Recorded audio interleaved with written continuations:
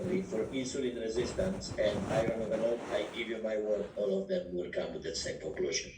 Now, secondary, one of the reasons when I tell females, okay, besides glucoferrin, it's an amino acids which produce all the hormones, okay, and insulin support them in somatostatin. But fat is necessary.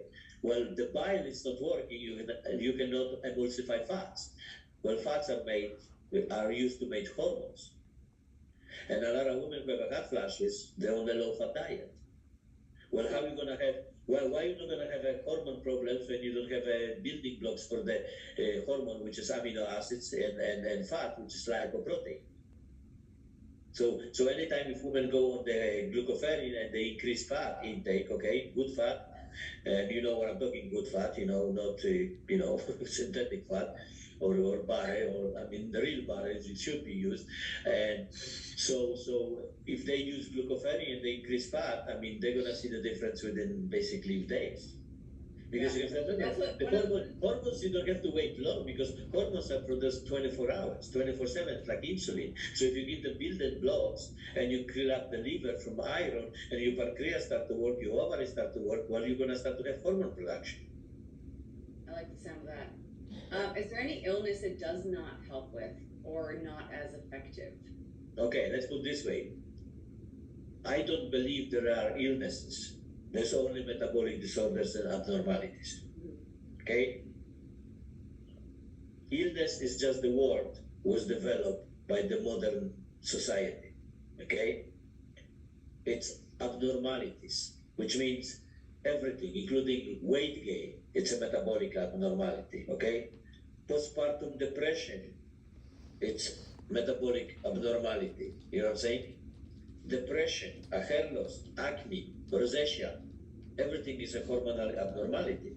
So I don't like to even refer to anything as an ailment because I don't believe in ailments. Okay? These are only the words to describe something, but it's all metabolism, human metabolism. And metabolism is like exercise. You're going to have a good metabolism when you exercise, yes? You're going to have a bad. Now, if you don't exercise, are you going to have a good metabolism? No, you won't. Okay? So everything is just abnormality in our metabolic system. And by correcting it and helping it, you're going to correct a lot of things. Now, if somebody tell me what we can correct, well, I can write a book right now how many people have with so many different problems. Yeah, because it's so smart, it starts to heal the main issue. Yeah, with main issue, you're feeding the body starts to heal. Okay? So, I mean, next question is, I'm going to assume the answer is, like, will it help with high blood pressure? Oh, the blood pressure is no-brainer. First thing, blood pressure is only two reasons, okay? And I'm talking about glucoferrin going after blood pressure. I just give you the reason of blood pressure, okay? The first reason of blood pressure elevated, it's insulin resistance, okay? Insulin resistance causes inflammation, which causes inflammation of endothelium, which is the lining of the blood vessel. So you're causing vasoconstriction, which means you're narrowing the blood vessel. That's the first sign of side effects of insulin resistance. Right there, you have a high blood pressure. And the second one, which a lot of professionals know it, it's elevated CO2 levels. Okay? And CO2 levels increases blood pressure. The reason is CO2 is being used from oxygen burning in the cells. If your CO2 is too high, which means your hemoglobin is not working. If I look on CO2, I can tell you just by CO2 when you have a good red blood cells or blood, just looking on CO2 levels. And CO2 levels should be ideally between 24 and 26. Most of the people, when they have a high blood pressure, they're 28 or 30. And if they were elevated by 2%, it will increase your blood pressure. So if you elevated CO2 is higher on the range, okay, even if it's in the range, and you're insulin resistant, you're going to have a high blood pressure, period. And also, Mike and you're going to be a perfect example. In a few months, we're going to sit down with you and you're going to say, oh my God. I can't wait. I already feel like I already feel so much better, and just starting to see, like, it's only been a couple of weeks for us, but even just, I'll be honest with you, the peace that I feel with my daughters, taking it, and the fact that I'm not getting zero resistance. And so I think one of the questions that might be a good time to talk about is, so I don't know if anyone else has done this before, but they have gone to the naturopath or they've gone to herbalist or they've gone to the natural health store and they're like, these are the things that I'm experiencing. And you come home with this like $400 bag of vitamins, you put it on your counter, and either you forget to take them, you might take some of them hurt your stomach, you can't figure out which one, some of them make you nauseous. Like, I know I've personally experienced that. And then you're like, I don't know how much of this I'm actually supposed to take. Like, do you, when you look over everybody's like blood work and stuff, do you remove certain supplements out and just say start here first, or do you still keep some supplements in? Like, what? How do you do that? Remove them all? Yep.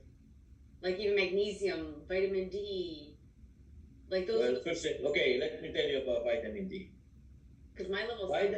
Vitamin D, when it's low, what does it mean?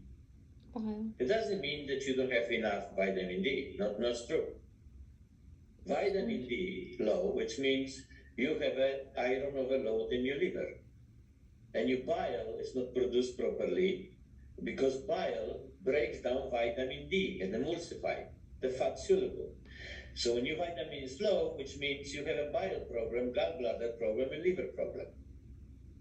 So if you add vitamin D, the only thing you're gonna get, you elevate the number, but this not you're elevating number in the blood level, not on the cellular level, because you cannot absorb that.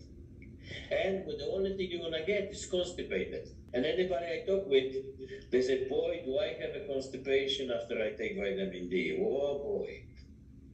Magnesium. Which then magnesium, excuse me? Like, and then that's one of the main pathways for toxins to actually leave the body, right? Yeah.